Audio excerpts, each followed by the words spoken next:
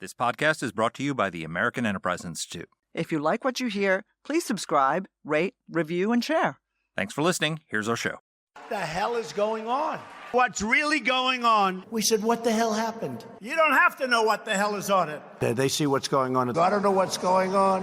What is going on? We must find out what is going on.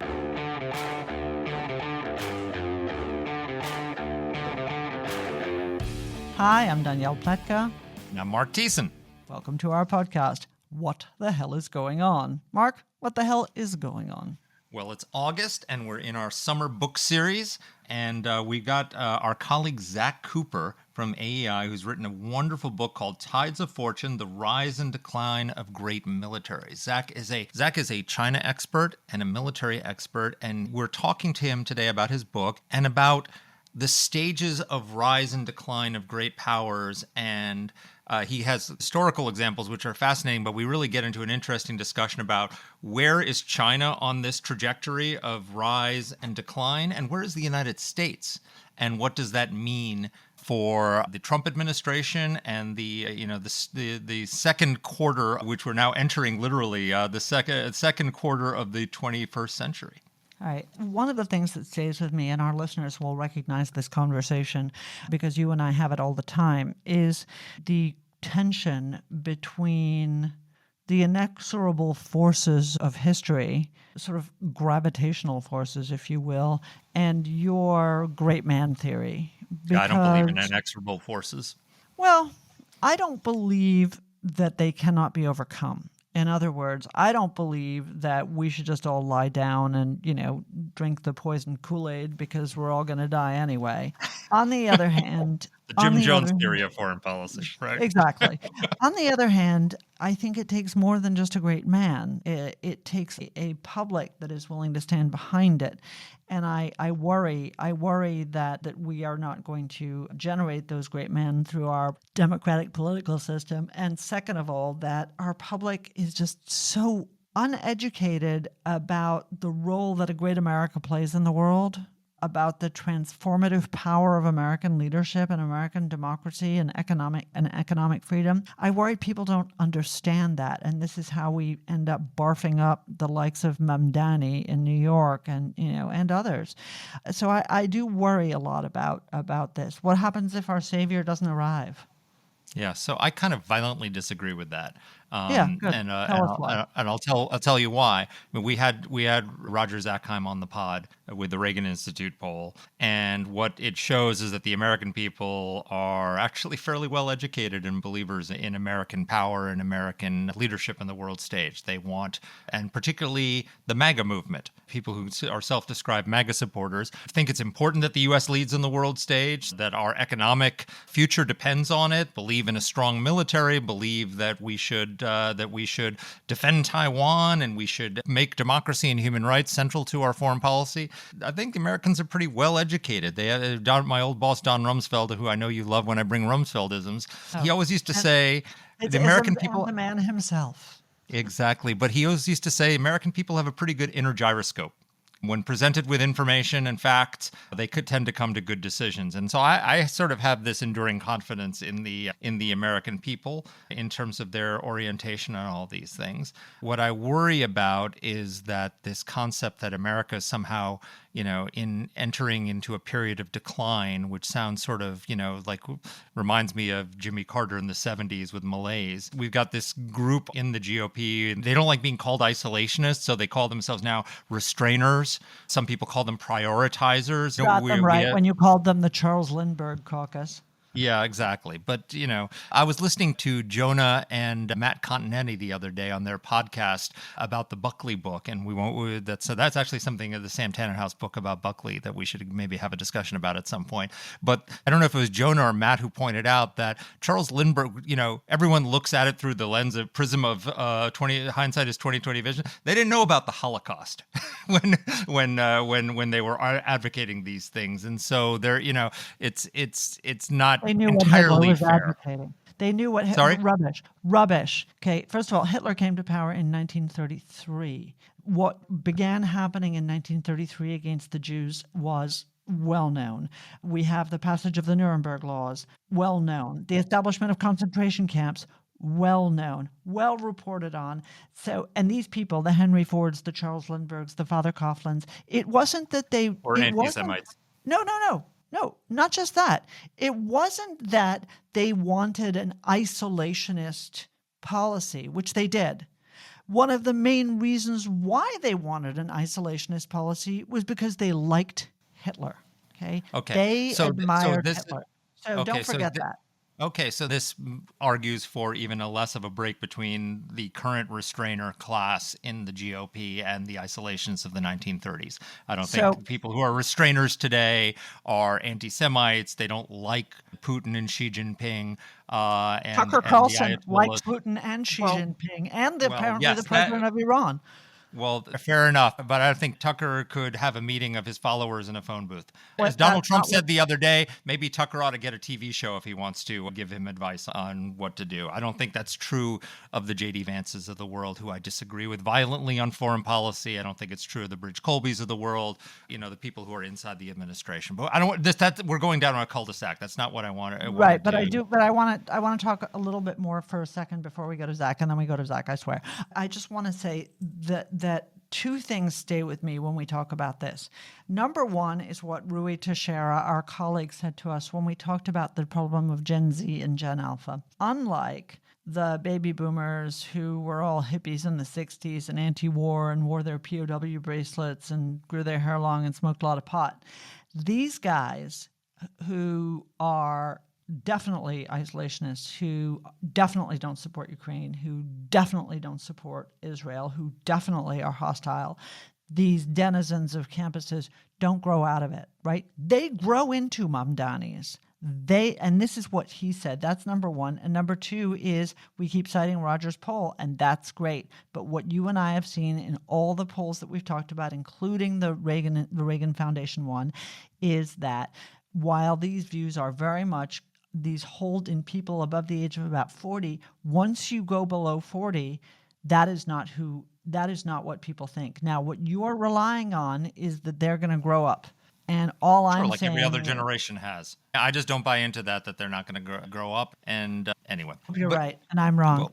Well, anyway, I didn't want to go down an entire cul-de-sac on the isolationist thing. I'm just saying that there's this debate over whether the U.S. is a rising power or a declining power or heading towards decline, and how that affects our foreign policy. And then there's some really interesting issues that the technological revolution is affecting in terms of this, because people say, well, we don't have the resources to do what we did in the Cold War anymore in terms of challenging China and challenging Russia and all the rest of it. And you look at the example of Ukraine, where this tiny country, with U.S. aid, but also with its own ingenuity, has been able to defend itself against the giant behemoth of a neo-imperialist Russia. And the Ukrainians, who don't have a navy, defeated the Russian Black Sea fleet and sunk half of it. And it's on the bottom of the Black Sea, and the rest is pulled out of Ukrainian waters. And they did it by producing sea drones. So there's this whole technological revolution, which is almost democratizing military power, and how that's going to impact this rise and decline theory that Zach has. And so we get into a great discussion with him about that. It was great, and everybody should remember Zach, who is our colleague here at the American Enterprise Institute. Zach Cooper studies the U.S. strategy in Asia, including alliance dynamics and U.S.-China competition. He teaches at Princeton University. He was the chairman of the board of the Open Technology Fund. And this book by Yale University Press explains how militaries change during power shifts. The book is called Tides of Fortune: The Rise and Decline of Great Militaries. Buy it and read it. You guys will love it. Here's our interview.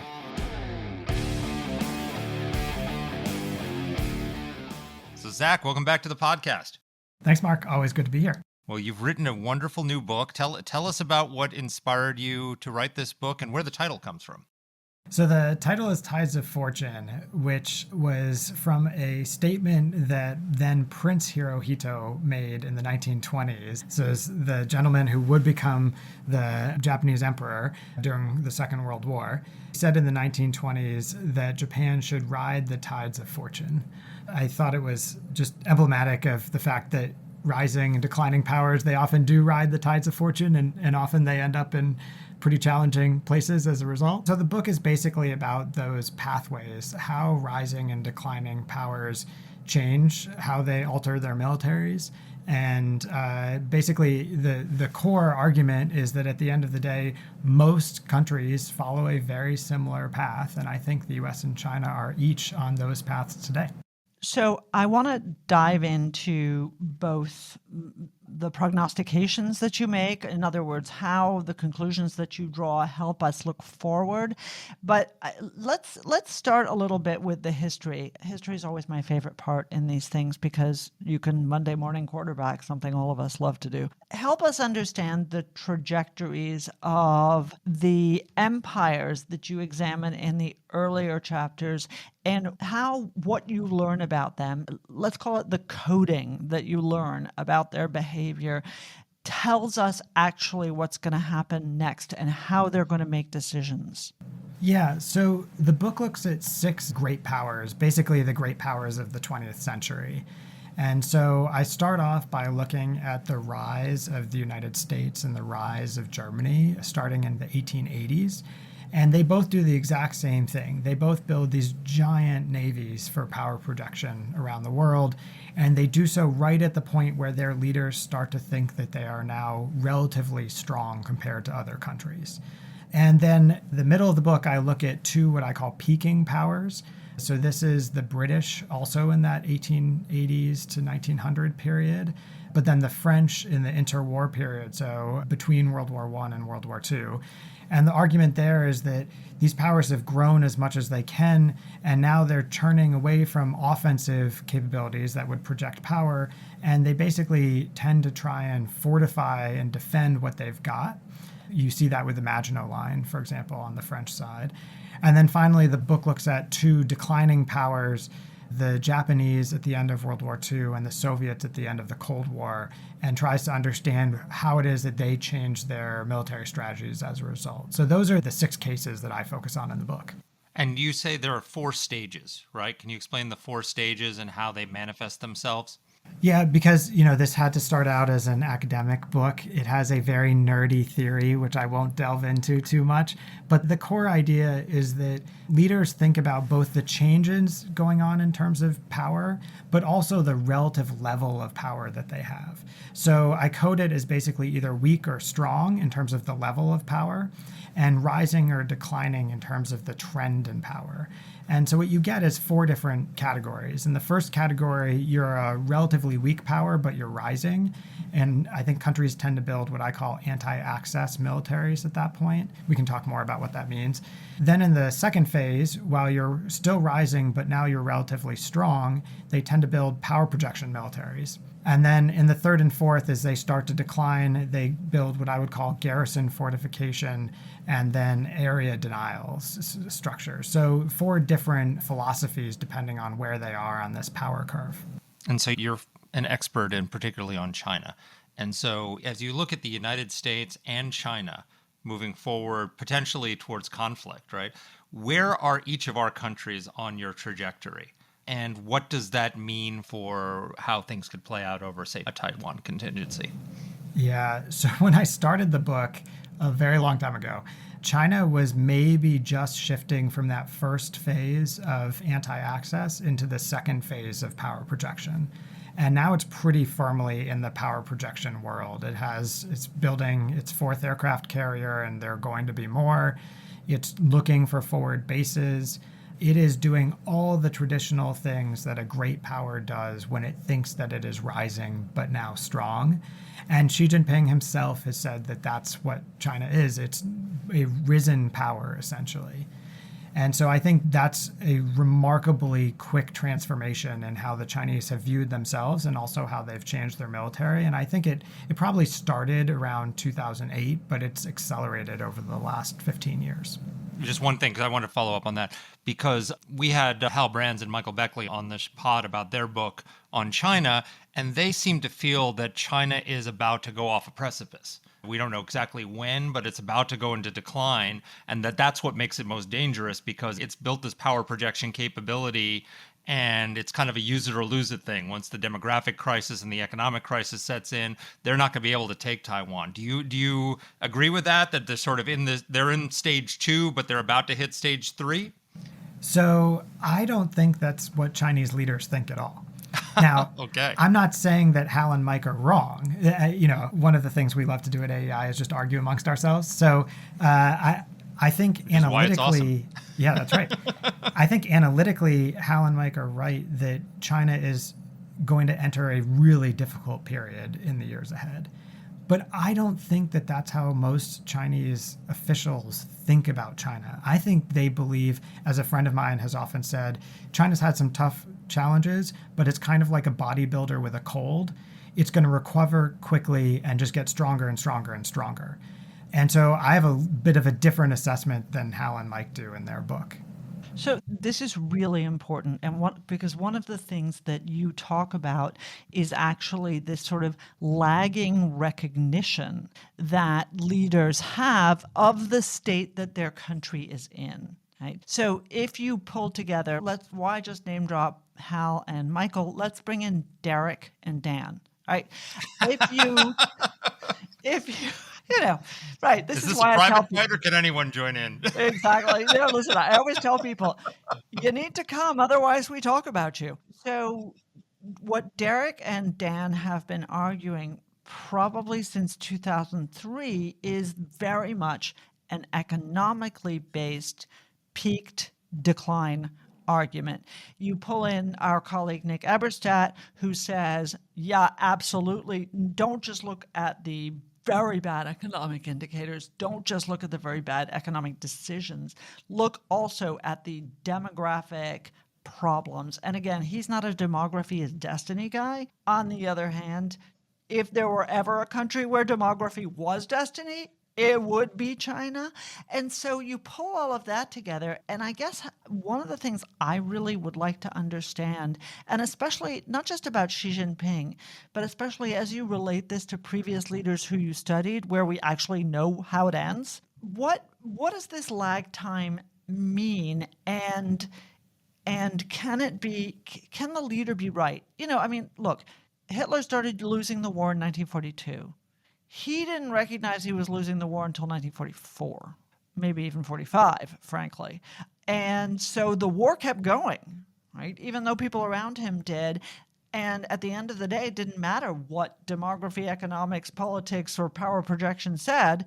What mattered was what he decided. Now, again, we can all tell the ending, right? Yeah, by the way, Hitler lost, for everybody who wasn't paying attention 80 years ago.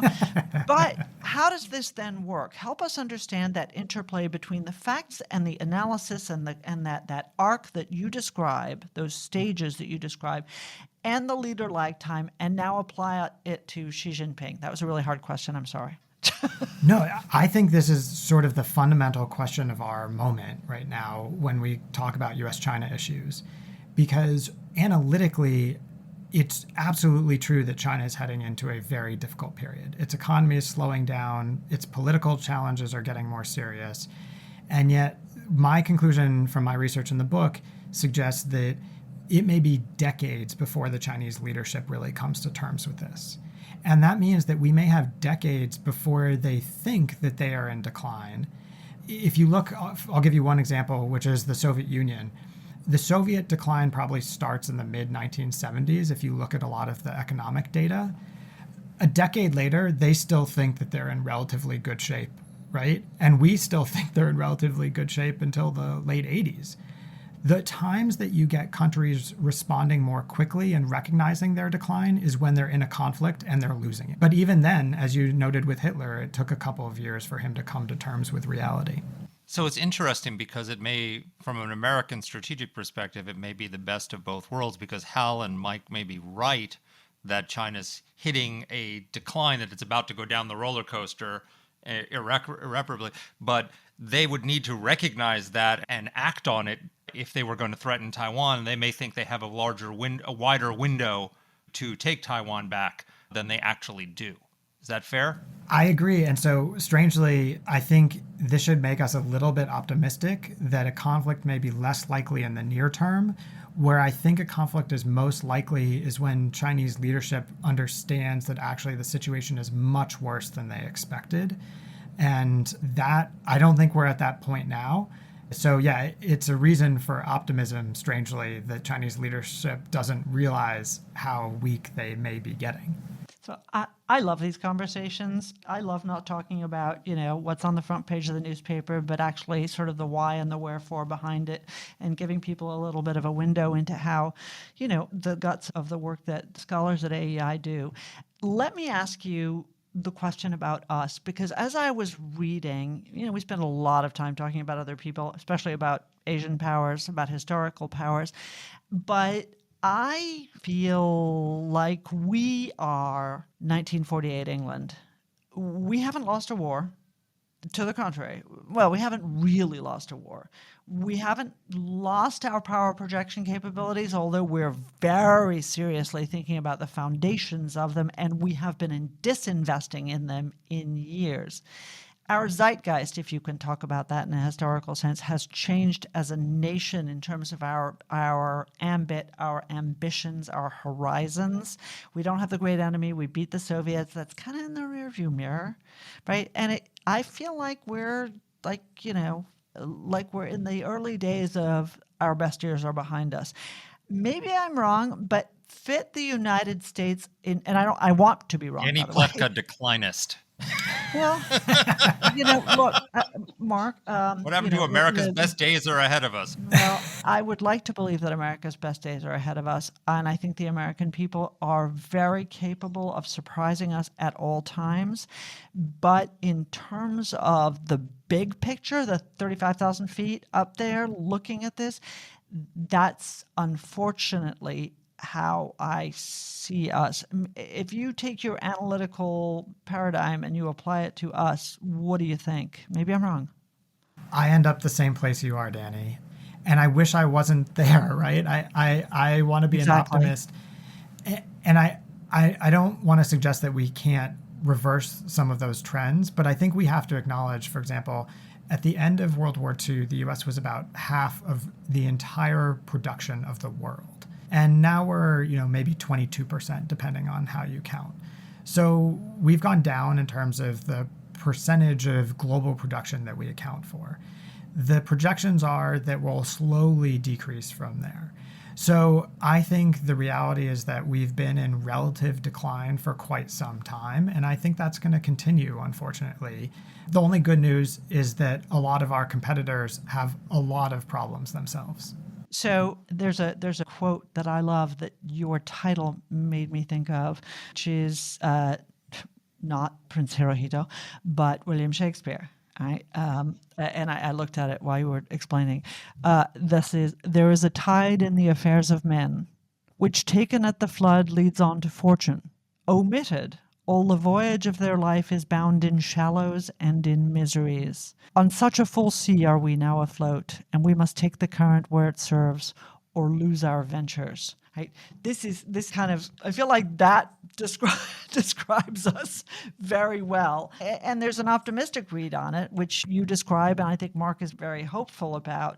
But yeah, there's also a tide in the affairs of men, and ours feels like it's going out. Anyway, Mark, feel free to respond, Zach, but otherwise Mark has a question. Well, I was just going to say, I think we can both acknowledge that the U.S. is not as strong as we used to be, but also try and focus, as we do at AEI, on how to rebuild the foundations of American power. And I think part of our job has to be to do both of those things at the same time, to be honest with ourselves about the trends that are happening, but also to think seriously about how we can extend American power and expand it. So I love the poetry of your title, but I'll quibble with it in this sense. I'm a big believer in the great man theory of history, that there are no tides of history.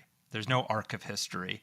We make history, right? And that history is made by choices and by either bad leaders or by great leaders. And so, if America is in trouble or is peaking, it's our choices that will make that either happen or not happen, right? So how do we square those two things? Boy, I completely agree. And my takeaway from the book is that these big, massive changes over time, what really crystallizes them is leadership. And to get major defense reforms in any country, what you need, at least what I saw in the book, is that you need a political leader who's really willing to change things. And then you need military leadership that has a vision of what that means in detail. And I think the challenge in the US is we've got to have both of those things, a vision both about what's changing globally and where our role is in the world, but also a vision about how that means we have to change our defense approach. And to be candid, I just haven't seen that from anybody in the US for quite some time. But you think about Teddy Roosevelt and Alfred Thayer Mahan. You think about the Brits having Winston Churchill and Jackie Fisher. You have to have that combination of political and military leadership that's really willing to change things. Yeah. So how does my biggest fear about this idea that we're sort of on the peak of our power and sort of preparing to descend is that it empowers, there's different names for it now, the isolationists, the restrainers, the prioritizers, right?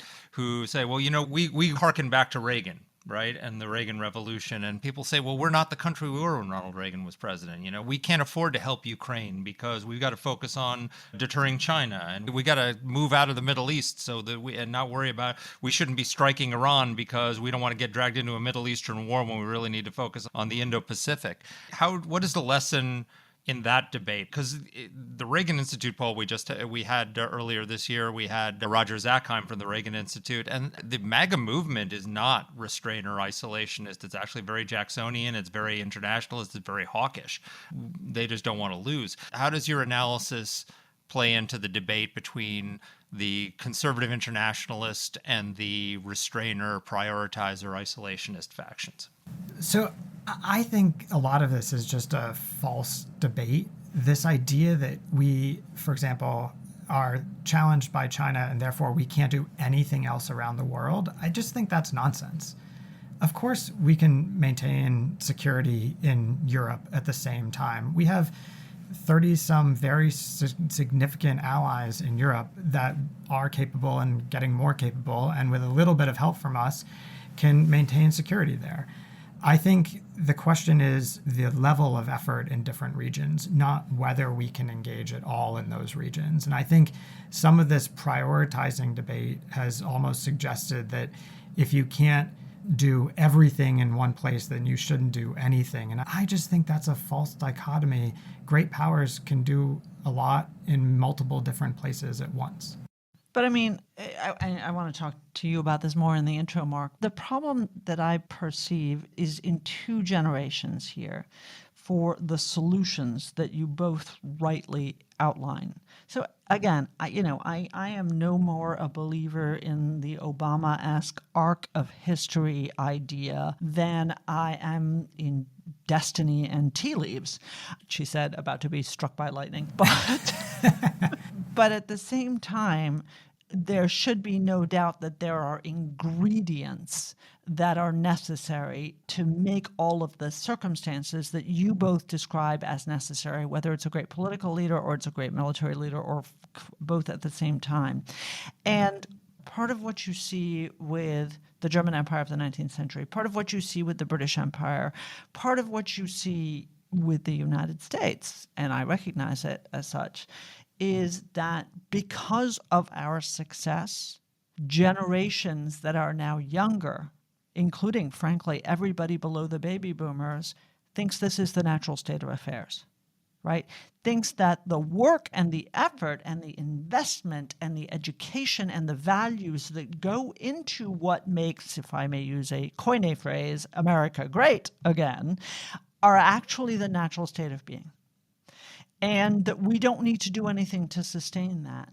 And, I worry about sustaining that because it does require this level of investment. And the Chinese are on a downward path that they don't recognize. We could maintain a status quo if we invested. How have you seen powers equalize this and look at that and reverse these trends? Boy, I think it's so hard. There's a book that Hal Brands and Charlie Adel wrote years ago called The Lessons of Tragedy, which I think is helpful on this point. One of the things that they point out is that at the end of the day, when you get really far away from a major conflict, citizens stop to remember what the world used to be like.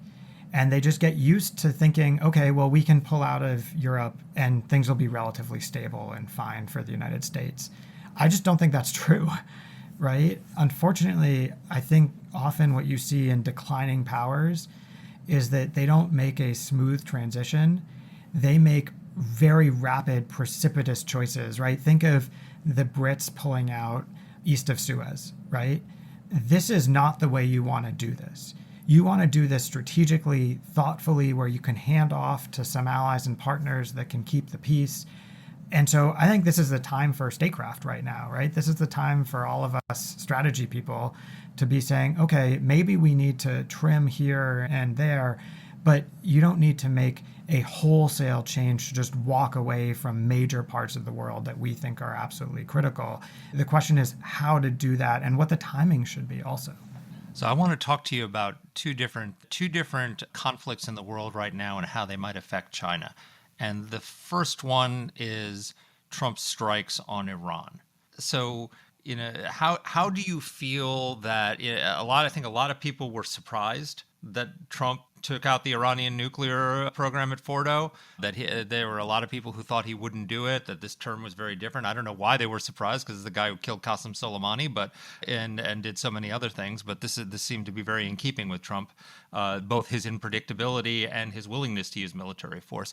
How do you think that affects the calculations in Beijing about a Taiwan contingency? So I think the effects have been very positive. And I think the Chinese were growing really confident this spring that they had Trump's number. And the story they were telling was that Trump was a paper tiger. He'd threatened these tariffs on Liberation Day, and then they met in Geneva and they met in London, and Trump backed all the way off. And they were sort of saying, well, maybe he'll do right? Right, taco. Maybe he'll do the same thing on Taiwan, right? This guy is predictable. And when faced with a choice to escalate or de-escalate, he's going to de-escalate. I was hearing that from Chinese interlocutors more and more the last few months. And I'll be honest, I'm not somebody that usually thinks we're heading into a Taiwan crisis in the next few months, but it was making me pretty nervous. I happened to be with some Chinese right around when the strike happened, and I think they were shocked. This just didn't line up with their expectations, and it means that Trump is both less predictable than they thought, but also more likely to engage in military action. And so I think that he has bought back, a fair amount of concern in Beijing about how much they can predict what he would do. And I think overall that's probably a good thing for deterrence in Asia. I couldn't agree more. I just hope that he understands that that's how it was perceived, because it is absolutely critical. Again, I saw the BBC informing me today that Trump is pursuing a madman theory of foreign policy, blah, blah, blah. The reality is I think the Chinese had pegged him as sort of second-term chicken shit, and now they don't think so. How do you assess our posture towards Taiwan right now? How do you assess what we're doing, and how do you assess how the Chinese perceive that? Boy, I'll just be candid and say I'm worried. I think President Trump in his first term was a big supporter of Taiwan, and some of that's because he had people advising him who were big supporters of Taiwan. Some former AEI folks, John Bolton, H.R. McMaster, Jim Mattis, Randy Shriver, Matt Pottinger, a whole list of people who were supportive of Taiwan. All those folks are gone, and I worry a lot that the Trump administration's message to Taiwan is now pay 10% of GDP on defense, or we're not going to come help you. And that's not a message that's going over very well in Taipei, because 10% is just unrealistic. And Trump, when he's been asked about this, the time that he was most clear about his views, he was asked, would you fight for Taiwan? And he said something like, well, I'm not going to say in public what I would do. And Xi Jinping and I are great friends, which, if you were reading that in Taipei, is a pretty concerning statement. And so I think Taiwanese are looking not just at what he says about Taiwan, but what he does on Ukraine and what he does in the Middle East for signals of how he would act in this situation, which is why his actions elsewhere matter so much to Asian observers. So I know from my discussions with him that he's been pretty blunt with Xi Jinping about what would happen if he did invade Taiwan privately. Maybe they think he's bluffing, but he's pretty confident it's not going to happen on his watch. I think he's probably right about that. But he's right about Taiwan's defense spending. Taiwan is spending something like 2% of GDP on defense, which they barely just made it to 2% recently. And if you look at Poland, after the Ukraine invasion, Poland went from something like 2.5% of GDP to 5% of GDP right now. And they're building the largest. They came to the conclusion, we have an Article 5 commitment from the United States, but that's not good enough. We're going to have to be able to defend ourselves. And it seems like if I was in Taiwan and I was looking at the threat of China coming across the Taiwan Strait that's growing and not sure about my U.S. commitment, I'd be spending 5% of GDP on defense, at least. And 10% is probably what you should be spending. They have to have primary responsibility for their own security, don't they?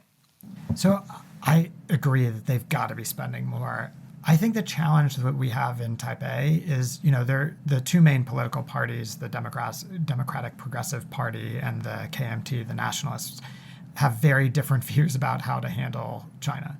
And the president. And they have cohabitation now, right? Yes. Taiwan is controlled by the KMT. That's right. Which is more accommodationist, and the presidency is by the DPP, which is more pro, sovereignty. Exactly. And the DPP leadership would spend more if they could. They probably wouldn't get up where you and I might want them, but they'd spend more. And the KMT is leaning against that. I think the hard part is that some of the messaging from the Trump administration that suggests that maybe we would walk away from Taiwan, not what I understand the president saying privately to Xi Jinping, but what he says publicly, that actually strengthens the hand of the KMT, which decreases their ability to get spending through the legislature. So part of this is we've got to understand the domestic politics in Taiwan to be able to get the outcomes we want. And I think sometimes the Trump administration's messaging has actually been undermining what they want to happen. This is very different than in Europe, where the Europeans, if they spend more, they can deal with the Russians. In Taiwan, if the US walks away, it's hopeless. And so when we say we're going to walk away, we can actually strengthen the political forces who are sort of less aligned with us in terms of cross-strait policies. Right. It has exactly the opposite effect that we want, which is problematic, although it took the Europeans a long time to get to the right place as well. God only knows. So your final recommendation, you recommend that the United States sort of lean into this third phase, right? This defense control strategies, homeland reinforcement. Golden Dome. Right, but that's a Fortress America idea. Why do you recommend that as opposed to recommending that we try to get back to stage 2, where we were in our sweet spot? Yeah. So I love power projection capabilities, to be clear, right? Yeah. Aircraft carriers, forward bases, these are great. Yes. We have a lot of them. I'm not saying we should get rid of them. I'm not arguing, as some have, that we should shift entirely towards so-called denial capabilities. What I'm arguing is that there should be a little bit more of a mix. Yeah, the mix has to be, we've got to have some of those power projection capabilities, and then we're going to want to have some more autonomous capabilities that are expendable. And I think we can do both. So I think the big difference between where I am and maybe somebody like Bridge Colby is that Bridge has been advocating sometimes for what seems like a sort of a wholesale change in U.S. policy. And I'm arguing it's about force mix, right? So we should not have zero carriers. We probably shouldn't even stop building carriers, but we should reallocate maybe 50% more money towards expendable systems because they can neutralize China's power projection capabilities at much lower cost.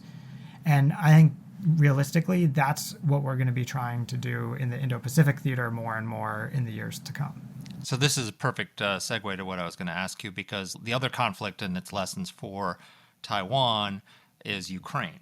And Ukraine is very different than the Taiwan contingency because Ukraine had a large porous border that the Russian forces could cross, whereas the Taiwan Strait, it's an island, so it's harder to invade but harder to reinforce once you've invaded. but the Ukrainians, without a navy, sunk half of the Russian Black Sea Fleet and forced the entire Russian Navy to leave the territorial waters of Ukraine, opening up their shipping, simply through sea drones, which were built at built at very low cost. Our aid helped them a lot in terms of pushing back the Russian army, but in terms of the victory in the Black Sea, that was almost entirely indigenous production. I would think that that's a lifesaver for Taiwan, because if Taiwan were to build sea drones, there's no way that the Chinese Navy can get across the Taiwan Strait and encircle the island, because they'd have to pull back because the sea drones could destroy their navy, just the way the Black Sea Fleet. It was the joke, the new Russian Navy has glass-bottom boats to see the old Russian Navy, right? The Moskva is at the bottom of the Black Sea right now. Is there hope for Taiwan in this asymmetrical capability of a navyless country destroying the Black Sea Fleet? And what does that mean in terms of your broader theory about rising and declining powers? Yeah, so I think there's great hope. And, the argument in the book is that when you're a weak country, Taiwan is certainly categorized as weak, you should build expendable systems. And that's what Taiwan should be doing. And if they can build hundreds, thousands of those expendable systems and hold at risk very expensive Chinese power projection platforms, that is a huge win. And I think we should be doing some of that. I think the Japanese should be doing some of that.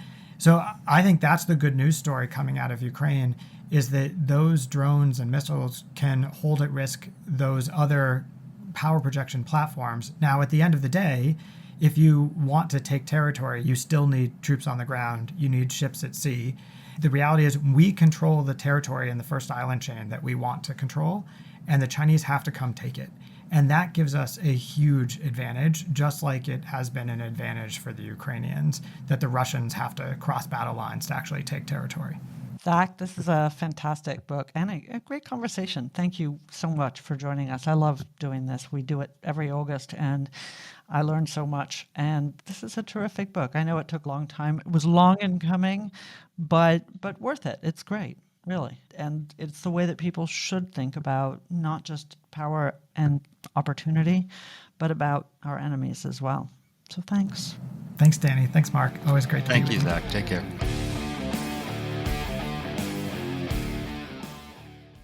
Let us know what topics you'd like us to cover. You can get in touch with the show by emailing us at whatthehell@aei.org. Or you can reach us on Twitter. I'm at @dpletka. And I'm at Mark Thiessen. That's Mark with a C.